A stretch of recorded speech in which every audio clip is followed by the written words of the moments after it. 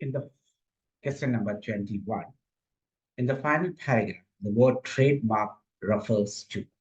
അതായത് ഈ അവസാനത്തെ പാരഗ്രാഫിൽ ഈ ട്രേഡ് മാർക്ക് എന്ന് പറയുന്ന ആ വാക്ക് എന്തിനെയാണ് റെഫർ ചെയ്യുന്നത് സൂചിപ്പിക്കുന്നത്.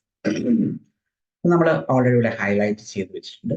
ഫോർത്ത് ലൈനിൽ 1, 2, 3, 4ാമത്തെ വേർഡാണ് എ ട്രേഡ് മാർക്ക് എന്ന് പറയുന്നത്. അപ്പൊ സാധാരണഗതിയിൽ നമുക്ക് ആൻസർ കിട്ടാൻ വേണ്ടി നമ്മൾ അതിന്റെ മുന്നിലത്തെ ഒരു സെന്റൻസും ബാക്കിയൊരു സെന്റൻസുമാണ്, ഐ മീൻ അത് കഴിഞ്ഞിട്ട് വരുന്ന സെന്റൻസുമാണ് വായിക്കുക. നമുക്ക് എന്തായാലും മൊത്തം വായിക്കാം, പാരഗ്രാഫ് മൊത്തം വായിക്കാം. This brings us the issue of addictive nature of ADHD. അപ്പം ഇതിന്റെ മുന്നിലത്തെ പാരഗ്രാഫിലെല്ലാം ADHD മെഡിക്കേഷൻസിന്റെ അഡിക്റ്റീവ് നേച്ചറിനെ പറ്റിയാണ് സംസാരിച്ചുകൊണ്ടിരുന്നത്. അപ്പം ഡോക്ടർ സോൾ അസേർട്സ്, അയാളെ വീണ്ടും ഊന്നി പറയുന്നത് എന്താണെന്ന് വെച്ച് കഴിഞ്ഞാൽ addiction to stimulant medication is in rare. അതായത് ഒരു സ്റ്റിമുലന്റ് മെഡിക്കേഷനോട് നമ്മുടെ ശരീരം കാണിക്കുന്ന അഡിക്ഷൻ, അടിയറവ് അത്ര റെയർ ആയിട്ടുള്ള കാര്യമല്ല, വിരളമായിട്ടുള്ള കാര്യമല്ല. ഇറ്റ്സ് കോമൺ, അത് സാധാരണയാണ്. Just observe the patients periodical seeking and increased dosage as their power of concentration diminishes. Just observe. നമ്മളൊന്ന് വെറുതെ ഒബ്സർവ് ചെയ്ത് കഴിഞ്ഞിട്ട് മെനി പേഷ്യൻസ് പീരിയോഡിക്കലി, ഒരുപാട് രോഗികൾ കാലക്രമേണ സീക്കിംഗ് ആൻഡ് ഇൻക്രീസ്ഡ് ഡോസേജ്, അവരുടെ ഡോസേജ് ഇൻക്രീസ് ചെയ്യുന്നതായിട്ട് അല്ലെങ്കിൽ വർദ്ധിപ്പിക്കുന്നതായിട്ട് നമുക്ക് കാണാനായിട്ട് സാധിക്കും. അതിന്റെ കാരണം എന്താണ്? As that power of concentration diminish, അവരുടെ പവർ ഓഫ് കോൺസെൻട്രേഷൻ, ഒരു വസ്തുവിൽ ശ്രദ്ധ ചെലുത്താനുള്ള ആ കഴിവ് കുറയുന്നത് കൊണ്ട് അവർ മരുന്നിന്റെ അളവ് കൂട്ടുന്നതായിട്ട് നമുക്ക് കാണാനായിട്ട് സാധിക്കും. Is it clear? This is because the body stops producing the appropriate level of neurotransmitters that ADHD drugs replaces. അപ്പൊ എന്തുകൊണ്ടാണ് ഇവര് കഴിക്കുന്ന മരുന്നുകളുടെ അളവ് കൂട്ടുന്നത് എന്ന് ചോദിച്ചു കഴിഞ്ഞാൽ, ദിസ് ഈസ് ബിക്കോസ്, ഇതിന് കാരണം ബോഡി സ്റ്റോപ്സ്, നമ്മുടെ ശരീരം നിർത്തുന്നു അല്ലെങ്കിൽ നിർത്തിവെക്കുന്നു. എന്ത് നിർത്തിവെക്കുന്നു? Producing appropriate level of neurotransmitters that ADHD drugs replace.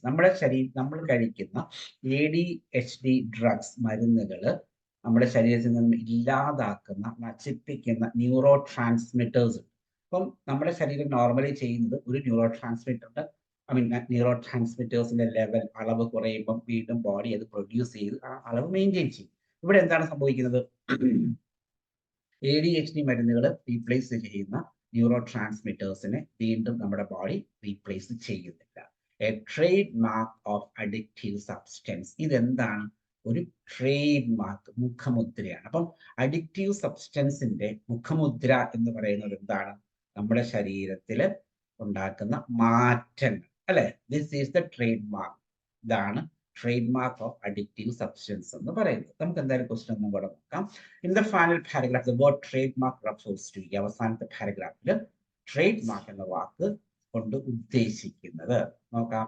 Option A പറയുന്നത് ഫിസിയോളജിക്കൽ റിയാക്ഷൻ. ഫിസിയോളജിക്കൽ എന്ന് പറഞ്ഞ് ഫിസിക്കൽ ആയിട്ട് വരുന്ന റിയാക്ഷൻ. ഇവിടെ ഫിസിക്കൽ ആയിട്ട് എന്തെങ്കിലും റിയാക്ഷൻ ഉണ്ടോ? നമ്മൾ നോക്കിക്കഴിഞ്ഞാൽ മനസ്സിലാക്കാൻ പറ്റും, ന്യൂറോ ട്രാൻസ്മിറ്റേഴ്സിന്റെ അളവുകൾ കുറയ്ക്കുക എന്ന് പറയുന്നതാണ് ADHD ഡ്രഗ്സിന്റെ അല്ലെങ്കിൽ അതുപോലെയുള്ള സ്റ്റിമുലന്റ് ഡ്രഗ്സിന്റെ ട്രേഡ് മാർക്ക്. അവിടെ അങ്ങനെ ഒരു കാര്യം പറഞ്ഞിട്ടുണ്ട്, അല്ലെ? നമുക്കൊരു കാര്യം ചെയ്യാം, അതിനൊരു ക്വയറി ആയിട്ട് നോക്കാം. രണ്ടാമത്തെ എ സബ്സ്റ്റിറ്റ്യൂട്ട് മെഡിക്കേഷൻ. ഇവിടെ ഇപ്പം ADHD മെഡിക്കേഷനെ പറ്റി പറയുന്നുണ്ട്, ഒപ്പോയിഡിനെ പറ്റി പറയുന്നുണ്ട്, പിന്നെ ഒപ്പോയിഡ്സിന്റെ ഉപയോഗം കൂടി അടുത്ത ഏത് മെഡിസിനിലേക്ക് പോകുന്നു എന്നല്ലാതെ ഒരു പകരം സബ്സ്റ്റിറ്റ്യൂട്ടിനെ പറ്റി പറയുന്നു. സോ നമ്മൾ എന്ത് ചെയ്യുന്നു? ബി എന്ന് പറയുന്ന ഓപ്ഷൻ എലിമിനേറ്റ് ചെയ്യുന്നു. സിയിലേക്ക് എത്തിക്കഴിഞ്ഞാൽ നീഡ് ഫോർ എ റിസർച്ച്. ഈ ട്രേഡ് മാർക്ക് എന്ന് പറഞ്ഞാൽ ഇനിയും ഒരു പഠനം ആവശ്യമുണ്ട് എന്നുള്ള രീതിയിലല്ല ആ പാരഗ്രാഫിൽ ഉപയോഗിച്ചിരിക്കുന്നത്. അപ്പോൾ നമ്മൾ എന്ത് ചെയ്യുന്നു? സിയും എലിമിനേറ്റ് ചെയ്യുന്നു. D it's A common request. Common request ആണ് ട്രേഡ് മാർക്ക് കൊണ്ട് അദ്ദേഹം ഉദ്ദേശിച്ചത്. അല്ല, ട്രേഡ് മാർക്ക് കൊണ്ട് അദ്ദേഹം ഉദ്ദേശിച്ചതാണ് നമ്മുടെ ശരീരത്തിൽ ഉണ്ടാകുന്ന മാറ്റങ്ങൾ അല്ല, പ്രവർത്തനങ്ങൾ, റിയാക്ഷൻ, പ്രതിപ്രവർത്തനങ്ങൾ. ക്ലിയർ? അപ്പൊ നമ്മുടെ ആൻസർ 21th ക്വസ്റ്റ്യന്റെ answer option A physiological reaction.